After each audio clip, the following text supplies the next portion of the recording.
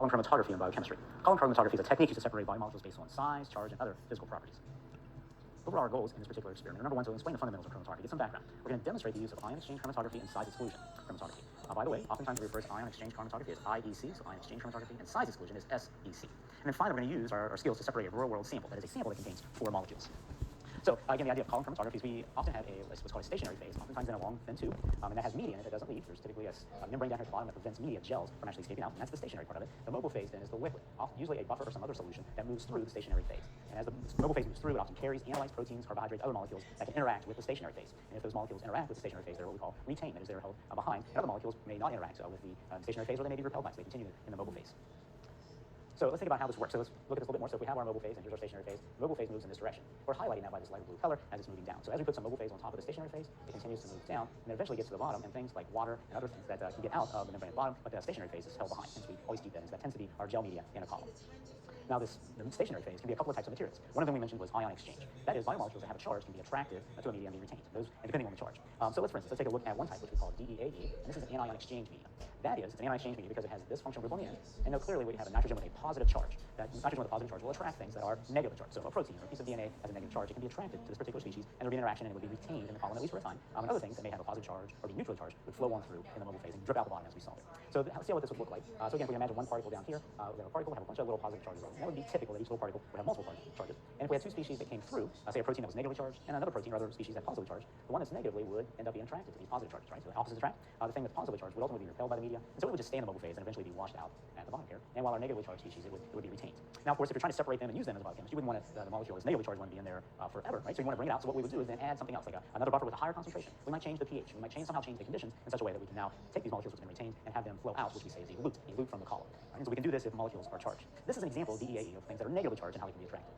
There's also a corollary of a cation exchange, so species that are positively charged attracted to a negative particle, and it looks very much the same as this one. So I'm not going to show another slide of it, but just know that we can also then have cation exchange, and that's typically done with that CM gel. We're going to use that CM gel a little bit later. So those are both types of ion exchange chromatography. Recall that we refer to this as IEC, ion exchange chromatography. That was one category. A second category would be size exclusion chromatography. Again, often referred to as SEC. Other people might refer to it as gel permeation chromatography as well. Right? And so why they might call it gel permeation chromatography is that the media inside, instead of having charges, they actually have lots of pores. Right? So the gels have been manufactured in such a way that they have pores of a certain size. And this size of pore will allow certain molecules to enter, while other molecules which are bigger than that pore size cannot actually get in. And so effectively we're able to separate these molecules based on their size, how big they are. This helps to illustrate it. Again, imagine down in the stationary phase, if we have just one of these gel media, notice what happens when we have 4 molecules that come flowing through. It's going to interact with this gel media and all the others that are there. Notice that the large ones really can't enter these spaces, but the smaller ones can, and they can interact, and they can actually go all the way inside. This figure doesn't quite show that. We can actually go all the way up inside, and that these molecules can move out and eventually drip out of the bottom of the column, while these other ones are more retained. Now, unlike ion exchange, it just takes time for these smaller ones to come out, and they'll continue to explore all the little cavities that are in there, all these little gel medias, but eventually they'll come out. They'll be able to separate things based on size. Notice, however, and that's true, notice that in this case it's the larger things that are separated first, and those exit the column first, because the bigger things, they really can't get into those pores, they come out first, and it's the smaller things that are retained, and they would need to last. When we use ion exchange chromatography, we have to think about the buffering, right? So the buffering is important for one reason, is that can impact the stationary phase, but then also the molecules that are in the mobile phase, right? So for DEA, you notice that it has a pK of 11.5, and 11.5 and above primarily is going to be uncharged. And so we wouldn't want to use DEA above 11.5. And that's actually good for biochemistry because almost all of our separations and all of the reactions and everything else we study are around pH of 7. It could be higher, but that's much below pH 11.5. So the DEA is almost always going to be positively charged at most pHs that biochemists work with. It's around 7. Aspartic acid, on the other hand, is a little bit different. And aspartic acid, which again is an amino acid and it may be a protein or maybe by itself in gel chromatography, it has a pK of 3.86 as we see here. And so anytime it's above a pH of above 3.86, it's primarily going to be in this deprotonated state, that is a charged state, so it's going to be an anion, and so it's going to interact. So again, if we have a buffer below 3.86, which wouldn't be that common, we would find the aspartic acid would be charged. But the point is, the buffering is important to make sure for the ionization state of both the stationary phase and also any analytes or molecules that we're studying that's in the mobile phase. Right? So that's one of the reasons it's important. Also, the concentration of the buffer is important. If we have a lower concentration, the buffer is not going to compete for the charged states on the stationary phase with the biomolecules as much. However, if we raise that pH or we raise the concentration, and that would be the most common, raise the concentration of the buffer, those buffer molecules then can start to compete with the biomolecules attracted to the stationary phase. And that can actually be a good thing. It's something we're going to use today as we think about using our 0.1 sodium acetate buffer for most of them. And sometimes in an ion exchange column, we'll need to basically boot off one of the molecules that are attracted to it. And we'll just raise the concentration from 0.1 molar sodium acetate to 1 molar sodium acetate, and then those 1 molar will oftentimes will help those molecules exit the column, and so that we can collect it. All right, so buffering in chromatography with the pH and also the concentration is actually quite important. So as we do this, in part one of the things we're going to do is we're going to set up a column. We're going to see how to use a simple column. We're going to use some smaller ones here because it's on camera, and to actually highlight a little bit of the change that we see in separation of colors. So that's important. And also the chromatic media.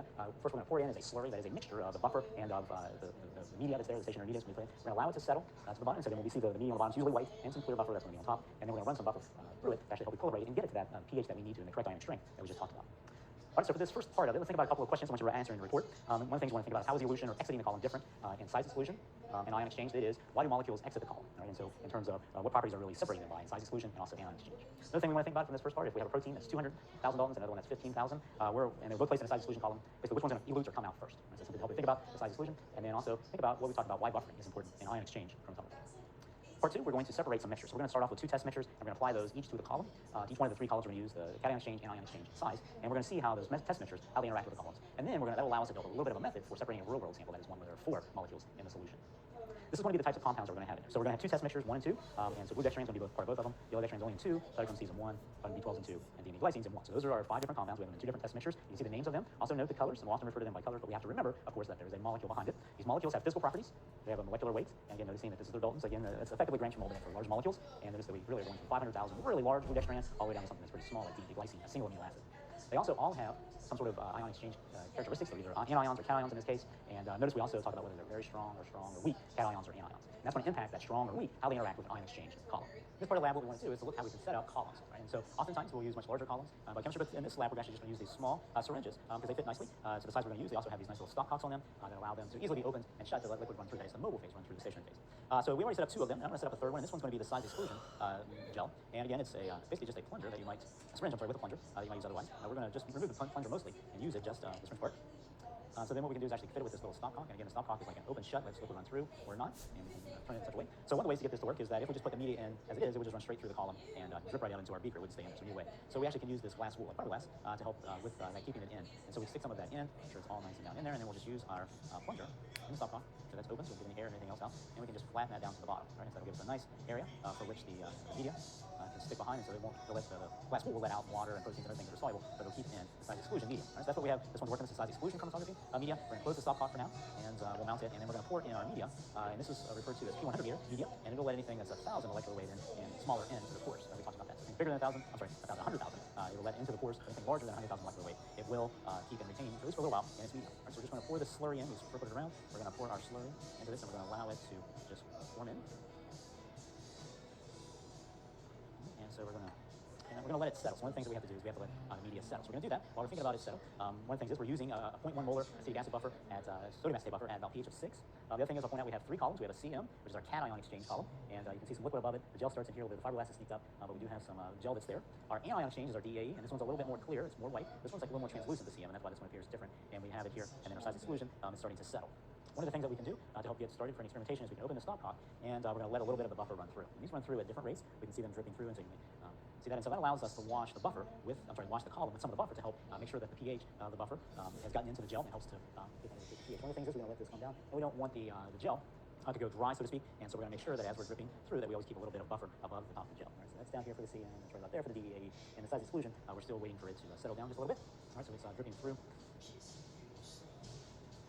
Oftentimes we want to make sure that we add just a little bit of that, so we use this little transfer pipe, add a little bit of here.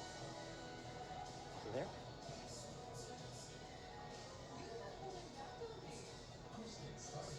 Close with them, drip a little bit more. And then we have our size exclusion, just starting to pack out a little bit more buffer on top of this. A little bit more, we open up that CM just a bit more, let some more buffer flow through, and then let the DEAE do the same. So remember, the CM is the cation exchange, so it has a medium that's where it's going to attract cations. The DEAE is anion exchange, so it has a medium that attracts anions, that is negatively charged species, and then the size is the one that separates compounds based on their size. So I think the size is set a little bit. We'll open up the stopcock here. Let it come down.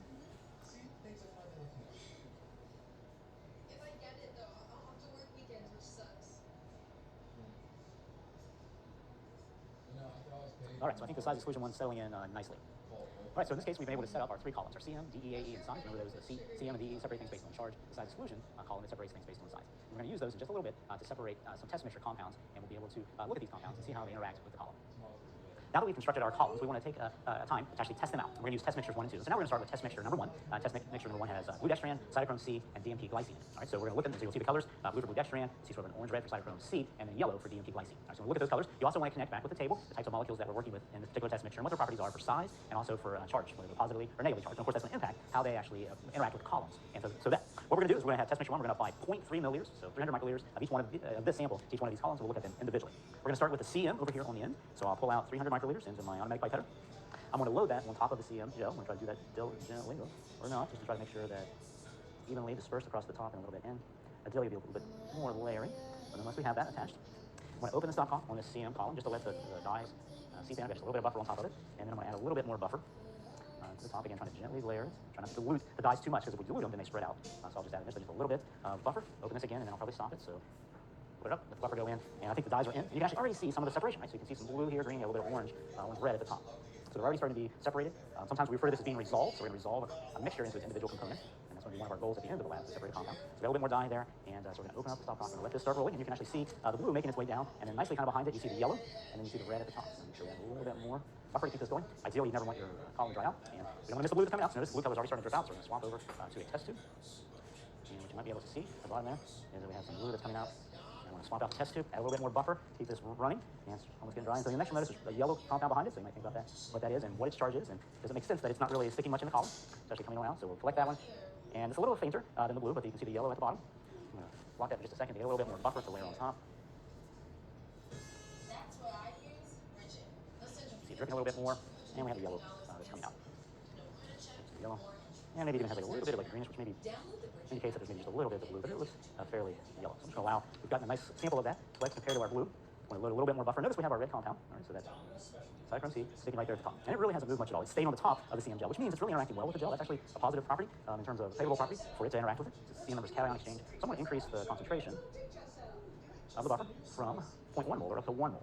And you might even be able to notice, I think the red starting to elute, that has come off the column just a little bit with this increased buffer concentration. Why would that happen? Well, again, we're increasing the concentration, and that's increasing the concentration of ions that are in the total solution, and those ions are then out competing, or competing with anyway, the cytochrome C for those spots, and allowing the cytochrome C to be eluted.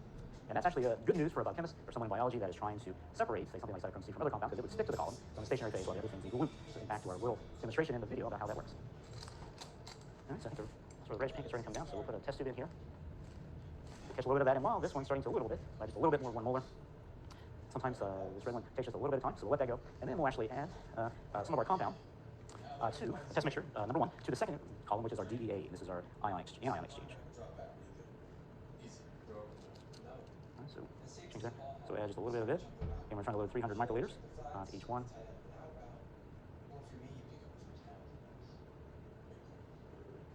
That's just one right on top of the DEA. Notice here, this guy, has maybe just a little bit of hint of pink to it. It filled up. Again, the cytochrome C can actually take a good while to come off the column, and sometimes over time. All right, so let that run just a little bit more. And now let's go ahead and let the dyes and the DEA start to move in. Open that just a little bit. Next, we'll add some more of our typical 0.1 molar sodium acetate buffer to the top. This is our mobile phase.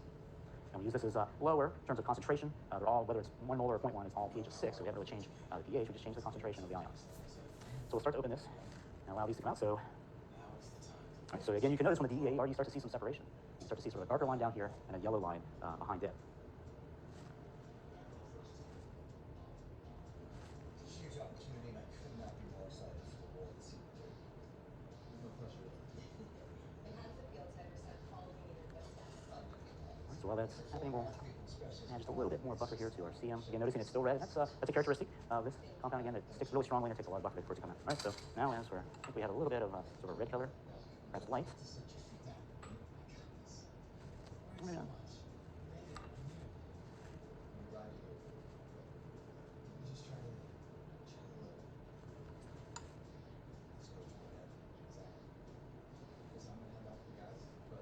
All right, so that seems to be a little bit more clear. I think there was a little bit of a red-orange color that came out, but I think it's been diluted. But now we have, and so that would be our, anything that's positively charged came out. Now we have some yellow, and perhaps a little bit of blue in there. I see a little bit of streak of blue. And so initially we're going to add some 1 molar acetate, see if we can separate anything that may be in there, because we still anticipate that our blue dextran and our DMP glycine are in here, both negatively charged. So again, using the 1 molar as opposed to the 0.1 molar to get the separation. I think we do see a little bit of the yellow starting to move down.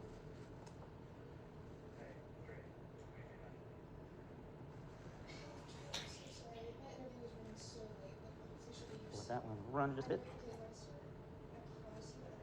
Come back over to the CM so we can move off a little bit of that red color. I'm just going to use the beaker. Add a good bit of buffer to it, let it run. Love coffee, yeah, but I'm always super anxious because I'm running so late for my game and caffeine.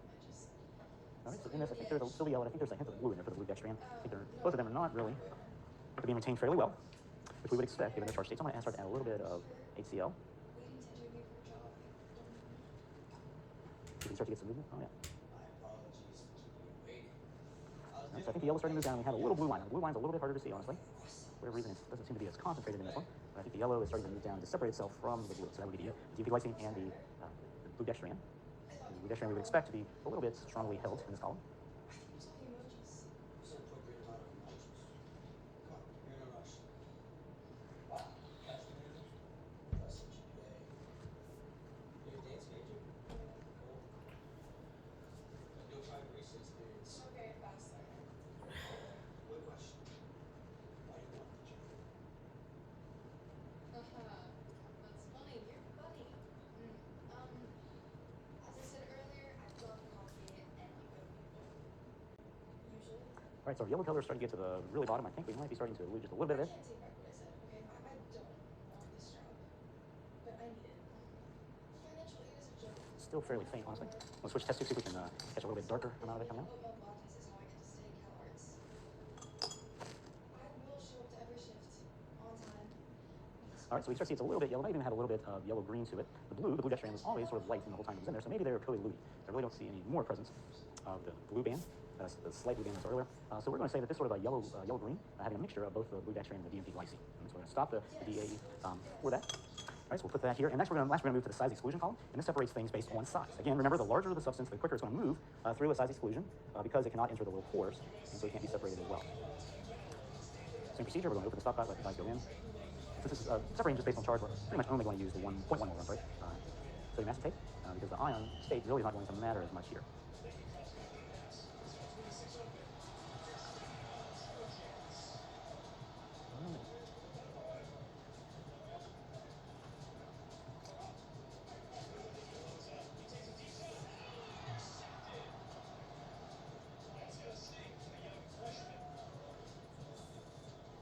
So from this shot, you might be able to see a little bit of the colors that are here. This turnout. You see some blue here. There might be just a little bit of red. You can certainly see the yellow. That is at the top. The yellow is the most pronounced. But you can see just a little bit of the blue. Blue that is going to be intense. And you might start to see then a little bit of red. And the red mixed with the yellow. So again, that would be our blue dextran, the largest molecule, and we would expect it to be coming out first. And then right behind it would be our cytochrome C against protein, but not nearly as large as blue dextran. And then the glycine is effectively amino acid with the yellow tag line. And they're being separated. Now, one of the issues that I think we saw really on the DA, but mostly attributed to size exclusion, is that the molecules can get really spread out. They can get diluted because it takes so long for them to come out, and they ultimately end up spreading out. And effective for us is that the colors really aren't as intense. But we can see blue here, so red orange here, and then the yellow is coming out at the top. Take just a little bit more time. We'll start to see our blue elute from the column. And again, remember, elute needs to come out of the column, so it's eluting out again because it's being carried along faster in the stationary phase.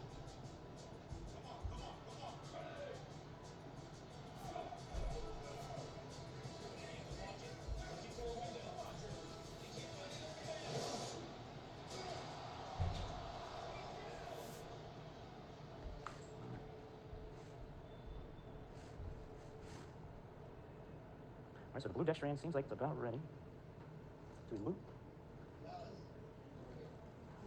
There may be hints of it. It still looks pretty clear, actually, but there could be some hints that the blue's starting to elute. Maybe we can switch test tubes, pick up just a little bit more of it. What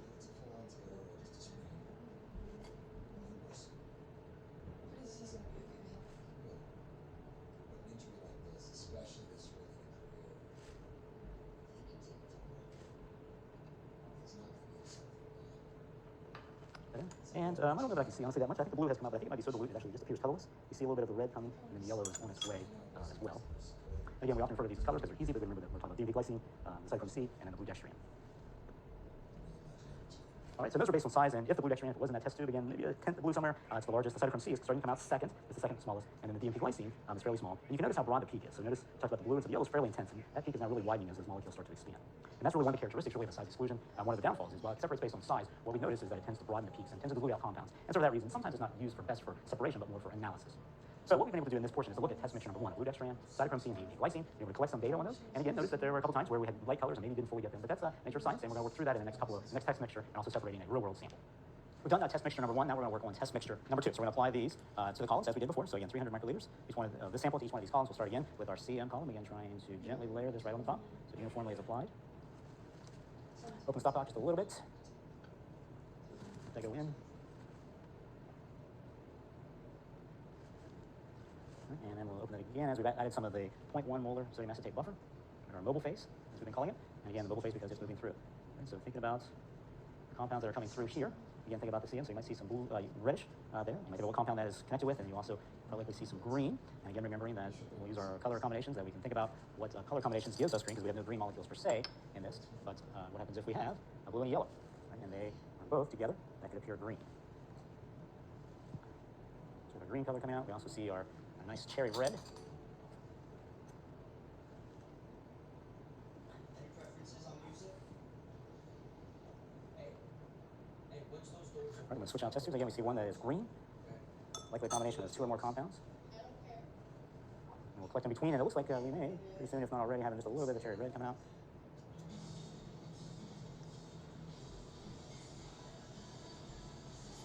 All right.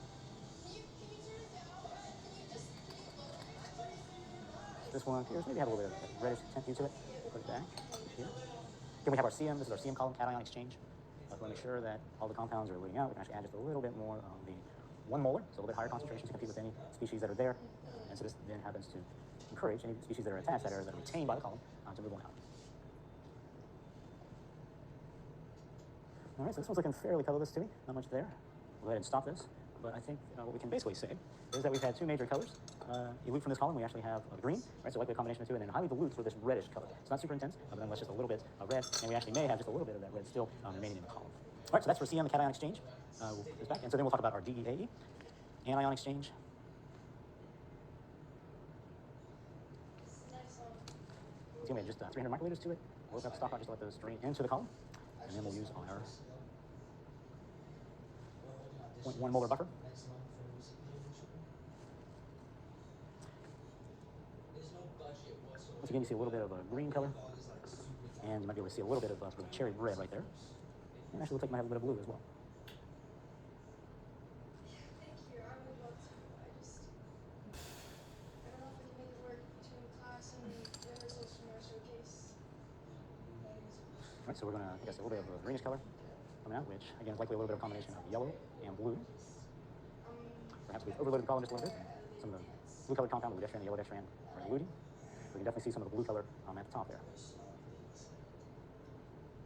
Perhaps we're getting a little bit of the cherry red, so I'll swap out test tubes for our yellow green back there. And indeed, I think you can get just a little bit of a hint of the cherry red that's coming out. Make sure we don't go dry, too dry anyway. All right, so you might notice we still have a blue at the end of the column like we did previously. Right? And so that is, of course, characteristic of blue dextran. You notice we have this nice reddish color coming out.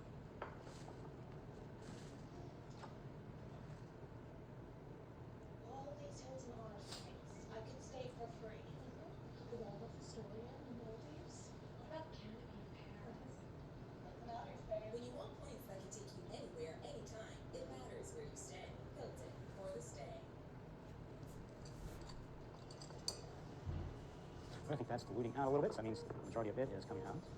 So again, we have a orangish red color. So there might have a hint of it there. We know we have our blue dextran, blue at the top. Again, it's strong anions. We know we need to encourage it to come out. So we're going to add a little bit of HCl to the medium. And again, this will help the medium be attracted to the medium and then help kick off the HCl. So you can see a little bit of the blue already moving down the column. And occasionally, again, turning, we're going to see a little bit more of the blue and the blue streak that's coming down. So again, the column's not flowing exactly uniform, but you can see the blue band moving from the top and moving on down as a result of adding this HCl. Again, 6 molar HCl is helpful here because it is completely ionized, and again, it's had a lot of ions there to help compete for the sites on the gel for the blue dextran. So mainly clear there, but I think we can definitely see some blue color coming out at the bottom here. All new 2026 Subaru Forester or 2026 Subaru Crosstrek Premium. As our blue band makes its way all the way down and is leading out, so we've been able to successfully separate 2 colors for sure, the red and orange. This is green, has a little bit of yellow green, so I think what that is, and then we also have our blue dextran. For adults with type 2 diabetes, do you know about Mounjaro? With Mounjaro, 3 out of 4 people reached an A1C of less than 7%. We're starting to get all of the blue color out of the bottom there. People lost up to 25 pounds. So add a little bit of buffer. Then we'll move on to our size exclude, again for this mixture number 2. Right, so this one again is 4 size. We have this test mixture number 2. You or someone in your family have medullary thyroid cancer or multiple endocrine neoplasia syndrome type 2. Stop and call your doctor Lay right it on there away. just enough. Open the stopcock. For lumbar swelling in your neck, severe stomach pain, or vision changes. Serious And then we're primarily just going to use our 0.1 molar calcium acetate buffer. And again, you can start to see some of the colors separating there. This blue is leading the way as it moves on down. As you know, it's a relatively large compound. Taking birth control pills, and before scheduled procedures within the C-check.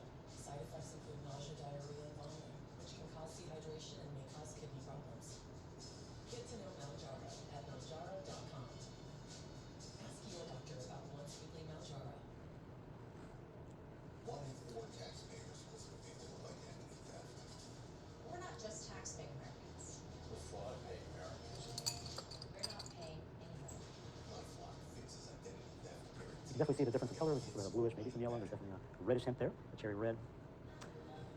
Smooth and feel it on the ice, on my skin. Venus gets it with ultra sharp blades for that ultimate feeling of smooth. That's when I don't just All right, so maybe a little bit of coloration coming out the bottom. We'll start to collect that. This prize, it has a little bit of a blue hue to it. Might have some a little bit of green, meaning the yellow's coming out as well. Now, unlike the other two, where we can use higher concentrations of various solvents to help elute size exclusion, because it's based mainly on size and just its migration ability, it doesn't really change the mobile phase as much, so we're pretty much limited to our 0.1 molar acetate. But again, we can see that it's coming out. We have our blue-green, which likely means blue and yellow mixed together, and then tailing it is a little bit of the cherry red. So it's moving fairly well through this column.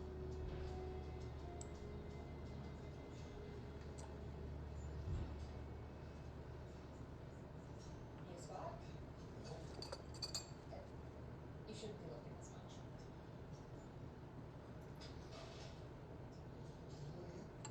Meet Shirley Carlisle, new PT. Technically, PT assistant. Also graduating this year, not my class. So how soon can I come back to the field? Well, our topper needs to be revealed. I can always finish out the season if you need. Season? We're just talking for worst case scenario. It's just a sprain. But it would be down to let it become a tear and jeopardizing the entire career by pushing you out onto the field. Charlie says goes. Trust her and trust the process. Okay, man. You're in good hands. Where did I take All right, much like the DMP glycine, which is small and takes a fair amount of time, other smaller molecules will do the same thing.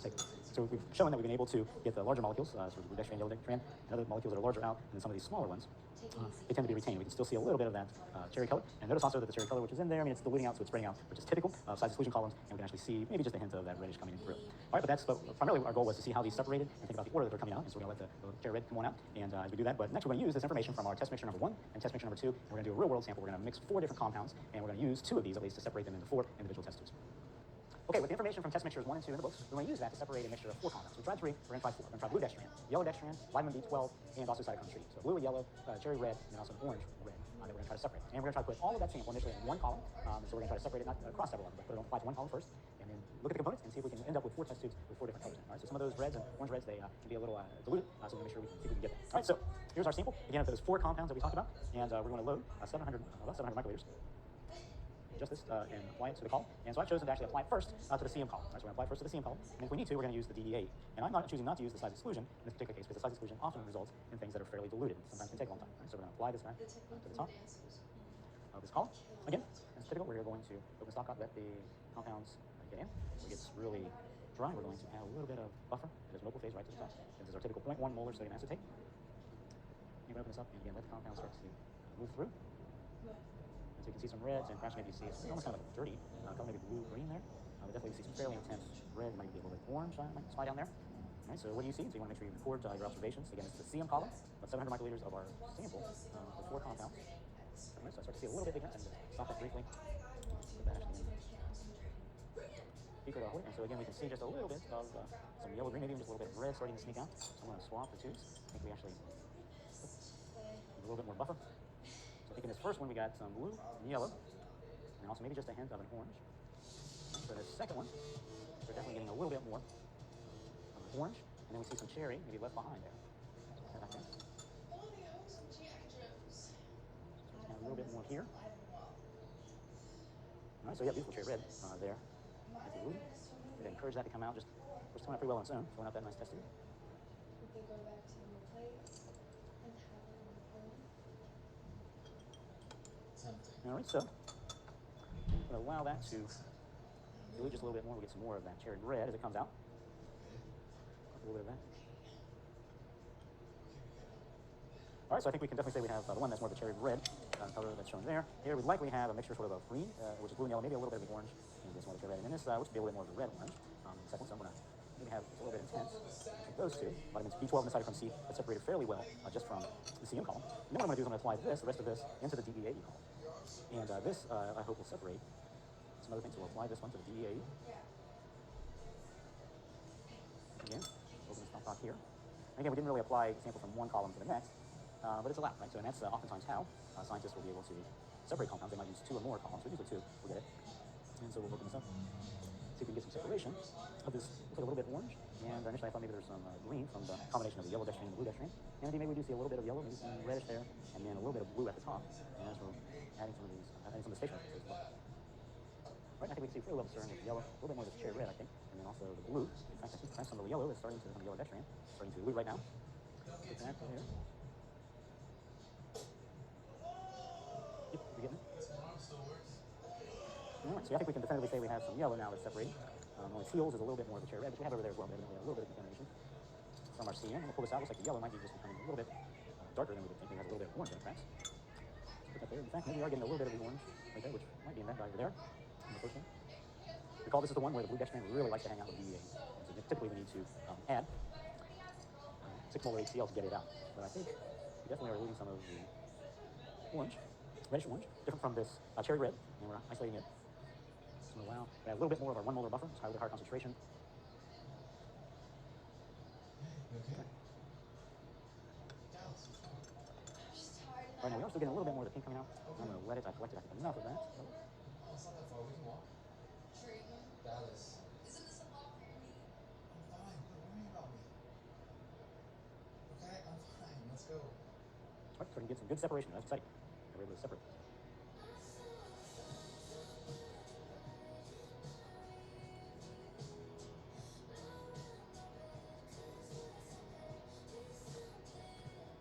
All right, a few more drops, and I think we'll have all of our pink, which is now coming into the container. It'll be there, and we'll be prepared to add a little bit of HCl to pull off the blue dextran. Right, so once again, as we're thinking about this, I think close to having all 4 of them separated, or once we get the blue out. But again, I think we certainly have some yellow, a little bit of mixing. These 2 pink, perhaps. This one might be a little bit more orange, maybe. But there's definitely think this one's probably some mixture of these 2 reds. But again, I think compare these. You see, guys are certainly different color. I think this might be the orange red. So I can see this might be a little bit more of the cherry, the vitamin B12. All right, so we got that. So I think we have some more of the pink that's coming out here. Pink cherry red. Take a bus rocks. So that means it's just about time What? to add some HCl. Because again, the blue dextran really is a strong ion, particularly strong anion, and attaches really firmly to this DEA. I know what I'm doing. I know you do. You can't force yourself to get better. It's gonna take time. The longer I'm on the bench, the longer Ryan's on the field. So it's sometimes good to have a gradient, so we're not quite finished with that buffer. I'm going to start adding a little bit more of the HCl. It'll dilute out, but it'll still serve to help encourage the blue dextran start to make its way down the column. Right, so we go down. Again, why it's competing, blue dextran and the HCl are going to be competing for sites on this medium. Can we just change the subject? I think the blue dextran making it a little bit movement. Yeah. Yeah, you certainly did. Again, sometimes we know that the necessary thing was perfect, but we can see that the blue is coming out in a couple of different sort of vertical nature to it there. You can see over here that a nice band of it making its way down the column. And pushing himself way too hard. And I don't just think so. Yeah, I've noticed that they start getting shorter. Sorry. It's just really hard not to notice what I see if I get away from you. No, it hurts because it's true. All right, so likely the blue dextran is starting to loop from the column. Let's pull that off. Oh, I think I can see some faint blue there. Kind of light blue means dilute out, but we still have a little bit of band coming out here. All right, so we've used this procedure of using 2 columns, the cation exchange and the DEA, to separate 4 different compounds: blue dextran, yellow dextran, vitamin B12, and cytochrome C. And I think we've got it. And as I said before, we had a couple of different colors. I think we can definitely see the yellow and the blue. The yellow probably has something else that's not completely separated. However, these 2, I think are not wildly different, but I think we can definitely see that we have blue, yellow, and sort of cherry red, and this one's a little bit more than orange, so cytochrome C. Right, so our goal was to end up with 4 test tubes, each with 4 different compounds in it. I think we're pretty close here. Right? So certainly I think this one is a little bit light, but nonetheless, this would be certainly for students, that students get not even quite this good and still get an A on this type of experiment, because again, they're able to utilize HCl. One of the things interesting too about this is that we didn't actually do exactly what I thought was going to happen. I thought I could separate both colors exactly, both red colors, the cherry red, so the orange red, just using the CM. But again, I think maybe the size of the column is a little bit mixed. And so when we applied it to the DA, then we were able to separate out again a little bit more red colors, which I didn't think I would need the DA. Using the DEA, you primarily separate the blue dextran from the yellow dextran. They're both very similar, except blue dextran has a much stronger ion nature. All right, so this experiment has helped us understand a little bit more about column chromatography, learn a little bit about its theory, learn a little bit of practice of how to pack a column, and we've seen a couple of test mixtures run through, and also a real-world sample where we have 4 samples, 4 compounds in the sample. All right, so we hope we've learned a lot about chromatography. And so in this part, as we've gone through this and thinking about this, which column type, site exclusion, cation exchange, or anion exchange experienced the greatest dilution of compounds? All right, so which one caused the compounds to be more dilute when they came out of the column? And then another question you ask yourself is, what is another order different from what I used to separate the real-world sample that you could use to separate those 4 compounds? All right, so come up with a slightly different variety. So in this particular lab, one of the things we've been able to do is we've been able to look at the chromatography background and the sort of the theory of it and why it actually works and why we're able to use it. And so it's used many times in research and other aspects to separate molecules, try to analyze solutions, and sometimes even for preparative, where it's to separate molecules so we can use them further on. Yeah. Background, we've looked at setting up